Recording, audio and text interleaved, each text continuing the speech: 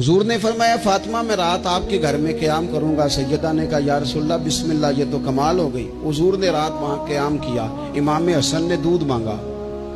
اچھا، حدیث کے راوی مولا علی شیر خدا ہیں، کہتے ہیں میں چپ کر کے سو رہا تھا، میں نے سائیڈ پہ چادر اوڑی اور میں آرام کر رہا تھا۔ امام حسن نے دودھ مانگا، سیدہ فاطمہ اٹھنے لگی تو فرمایا نہیں فاطمہ آج میرے ساتھ سوئے ہیں، دودھ بھی میں ہی پلاؤں گا۔